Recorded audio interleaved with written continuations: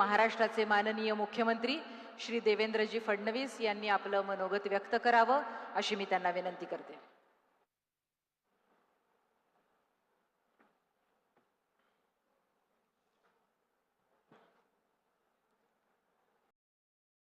हिंदवी स्वराज्याचे सरसंस्थापक छत्रपती शिवरायांना मानाचा मुजरा करतो. भारतीय राज्यघटनेचे शिल्पकार भारतरत्न डॉक्टर बाबासाहेब आंबेडकर यांना मानवंदना अर्पित करतो. ज्यांच्या पुण्यस्मरणाच्या निमित्ताने आपण गोदा ते नर्मदा ही यात्रा करतोय, त्या पुण्यश्लोक लोकमाता अहिल्यादेवी होळकर यांच्या चरणी नतमस्तक होतो. आजच्या या कार्यक्रमामध्ये मंचावर आपल्याला आशीर्वाद देण्याकरता उपस्थित असलेले परमपूजनीय गुरुमाऊली अप्पासाहेब मोरेमाऊली, श्रीमंत युवराज महाराज यशवंतराव होळकर बहादूर, इंदोर संस्थान, श्री रवींद्र चव्हाण जी, ज्यांनी यात्रेची संकल्पना या ठिकाणी मांडली आणि यात्रा संपन्न करतायत असे जलसंपदा मंत्री राधाकृष्ण विखे पाटीलजी, गिरीश महाजनजी, छगन भुजबळजी, हिरामण खोसकरजी, सीमाताई हिरे, देवयानीताई फरांदे, डॉक्टर राहुल अहेर, दिलीप काका बनकर, गोपीचंदजी पडळकर, सदाभाऊ खोत, हिमगौरी आडके, विलास शिंदे, अबप उद्धव महाराज मंडलिक, आचार्य तुषार भोसले, डॉक्टर रामकृष्णदास महाराज, हबप संजय नाना धोंडगे, श्री दीपक कपूर, श्री संजय बेलसरे, त्याचप्रमाणे आपले विभागीय आयुक्त श्री गेडाम, श्री शेखर सिंग, मंचावरील सर्व मान्यवर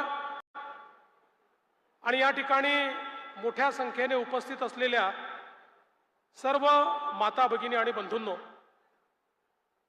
आज खरोखर ही अत्यंत आनंदाची गोष्ट आहे की पुण्यश्लोक अहिल्यादेवी होळकर यांच्या त्रिशताब्दी निमित्त महाराष्ट्र शासनाच्या जलसंपदा विभागाने एक अतिशय महत्त्वाची यात्रा गोदा ते नर्मदा या यात्रेचं आयोजन केलं आणि आज त्र्यंबकेश्वर मध्ये गोदेचं पूजन करून, आई गोदावरीला नमन करून आणि त्र्यंबकेश्वरचे राजा त्र्यंबकेश्वर महादेव यांना नतमस्तक होऊन इथनं या यात्रेची सुरुवात होतीये. आणि दुसरीकडे पुण्यश्लोक अहिल्यादेवींच्या गावामध्ये चौंडीमध्ये त्या ठिकाणी यात्रेची दुसरी जी काही तुकडी आहे त्यांनी त्या ठिकाणी सुरुवात केली आहे आणि आता ही यात्रा पुढे माहेश्वर पर्यंत वेगवेगळ्या भागातनं जाणार आहे. खरं म्हणजे आपले माननीय मोदीजी हे नेहमी सांगतात, विरासत भी और विकास भी, वारशाचं संवर्धन आणि विकास या दोन्ही गोष्टी करणं हे गरजेचं आहे. या यात्रेलाही जो काही या ठिकाणी एक प्रकारे दिशा देण्यात आली आहे त्यात अहिल्यादेवींचा विचार, अहिल्यादेवींचा वारसा आणि या विचार आणि वारसाच्या आधारावर पुढच्या काळचा विकास हा आपण कसा करणार आहोत या संदर्भात खरं म्हणजे या यात्रेची रचना करण्यात आली आहे. आपल्या सगळ्यांना माहिती आहे, या देशामध्ये ज्या शासकांचा विचार उत्तम शासक म्हणून केला जातो त्यांच्यामध्ये जसं आपण सर्वात पहिल्यांदा छत्रपती शिवरायांचं नाव घेतो, तसंच या देशामध्ये उत्तम शासक म्हणून जर कोणाचं नाव घेता येईल तर त्या पुण्यश्लोक अहिल्यादेवी होळकर होत्या. अतिशय कमी वयामध्ये मल्हारबा होळकर यांनी पतीच्या मृत्यूनंतर त्यांना सती न जाता जबाबदारी सांभाळायला सांगितली. कोवळ्या वयामध्ये जबाबदारी सांभाळत असताना त्या ठिकाणी त्यांनी ज्या प्रकारचं पुढच्या काळात कार्य केलं आणि विशेषतः आपल्याला माहिती आहे की त्यांच्या शासन कालामध्ये त्यांनी केलेलं कार्य हे अत्यंत मोलाचं आहे. कारण मोगलाच्या आक्रमणातनी आमच्या हिंदू धर्माची जी मानकं होती ते त्र्यंबकेश्वर असो की त्या ठिकाणी सोमनाथ असो, ते रामेश्वर असो की काशी विश्वनाथ असो, प्रत्येक मंदिर तोडण्याचं काम, प्रत्येक आराध्य दैवताला खंडित करण्याचं काम हे मुघलांनी केलं. त्या मुघलांच्या नाकावर टिचून आणि त्यांच्या छातीवर पाय देऊन पुण्यश्लोक अहिल्यादेवींनी या सगळ्या मंदिरांचं पुनर्निर्माण त्या ठिकाणी करून दाखवलं. आणि एवढंच नाही तर मंदिर असतील, घाट असतील, बारव असतील, या सगळ्याचा निर्माण करताना त्याच्या मागे आध्यात्मिक भाव तर होताच. पण मगाशी जसं युवराजांनी सांगितलं की या ठिकाणी जलसंधारण, कुठल्याही भागात दुष्काळ पडू नये या दृष्टीनं त्यांनी केलेलं कार्य, आजही त्यांनी तयार केलेले बारव हे अतिशय उत्तम आणि सुस्थितीत आहे. आणि त्याचं संवर्धन करण्याचा निर्णय हा महाराष्ट्र सरकारने घेतलेला आहे. आपल्या नाशिक जिल्ह्यातही त्यांनी तयार केलेल्या विहिरी, बारव हे आपल्याला पाहायला मिळतात, तलाव आपल्याला पाहायला मिळतात. जलसंधारणाच्या क्षेत्रामध्ये पुण्यश्लोक अहिल्यादेवींनी केलेलं कार्य हे अत्यंत महत्त्वपूर्ण आहे. माहेश्वरला नर्मदा नदी प्रदूषित होऊ नये म्हणून नर्मदेचं एक धारा वेगळी काढली आणि सगळ्या नागरिकांना सांगितलं ही तुमच्याकरता धारा आहे. तुम्हाला नित्यकर्म किंवा इतर गोष्टींकरता जे पाणी वापरावं लागतं ते या धारेतनं तुम्ही वापरायचं. मुख्य धारेमध्ये कुठलंही प्रदूषण करू नये अशा पद्धतीचा आदेश हा पुण्यश्लोक अहिल्या मातांनी काढला.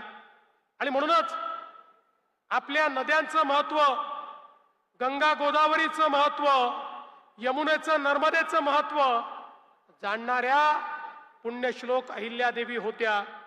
खरं तर त्यांच्या शासनाबद्दल, प्रशासनाबद्दल अनेक गोष्टी सांगता येतील.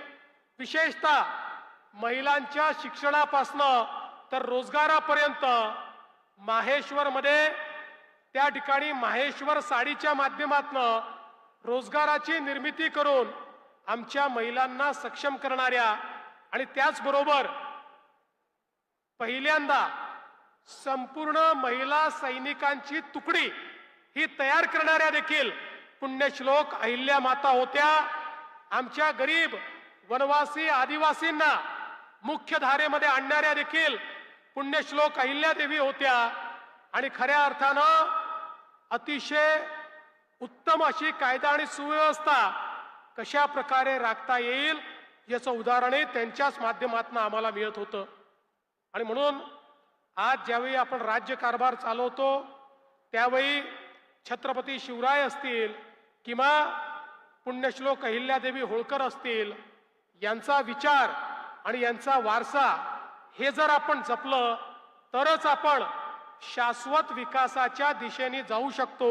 आणि म्हणूनच मी राधाकृष्ण विखे पाटील साहेबांचं मनापासून अभिनंदन करेन की त्यांनी गोदा ते नर्मदा ही यात्रा या ठिकाणी काढली. आपल्या विचारांमध्ये नदीचं महत्व अनन्यसाधारण आहे. नदीला देवी मानलाय, नदीला आई मानलाय. आपल्याला माहिती आहे ऋग्वेदामध्ये नदी स्तुती सूक्त आहे.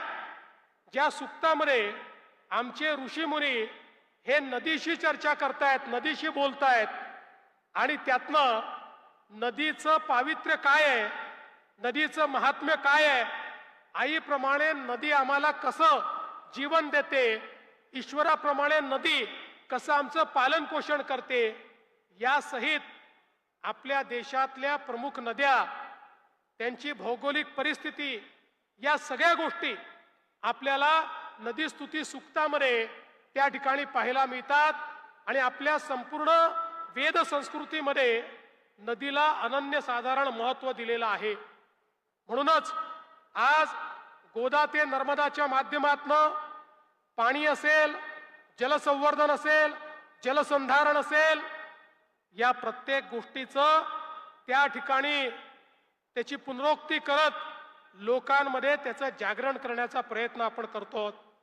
मला आनंद आहे की आमचे दोन्ही मंत्री या ठिकाणी माननीय विखे पाटील साहेब आणि गिरीश महाजन साहेब यांच्या नेतृत्वामध्ये आम्ही नदी जोड प्रकल्प हातामध्ये घेतलेले आहेत आणि महाराष्ट्रातल्या नद्या एकमेकांशी जोडून या महाराष्ट्राला दुष्काळ मुक्त करण्याचा संकल्प हा आपल्या सरकारने घेतलेला आहे.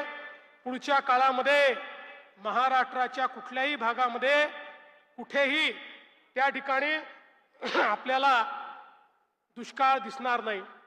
आता पवित्र कुंभमेळा येतोय.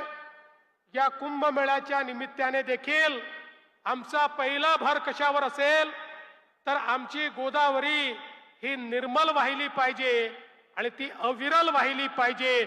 निर्मल गोदावरी, अविरल गोदावरी अशा पद्धतीनं या कुंभमेळ्यामध्ये त्याची रचना आपण केलेली आहे. आणि त्र्यंबकेश्वर मध्येही आमची नदी ही 12 महिने वाहिली पाहिजे अशा प्रकारची व्यवस्था आपण करतो आहोत.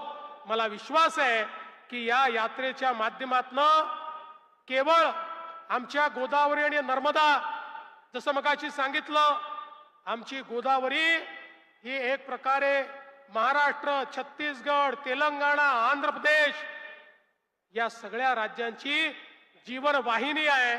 आमची गोदावरी असेल किंवा आई नर्मदा असेल, नर्मदा परिक्रमेचं पुण्य हे एक प्रचंड मोठं पुण्य आपण मानलेलं आहे.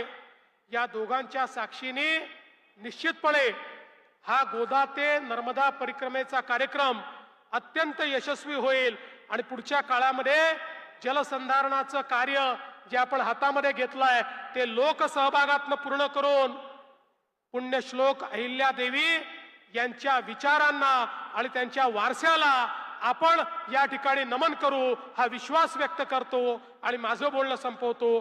धन्यवाद. जय हिंद, जय महाराष्ट्र, जय अहिल्या माता. यानंतर माननीय आमदार श्री गोपीचंद पडळकर यांचा आपण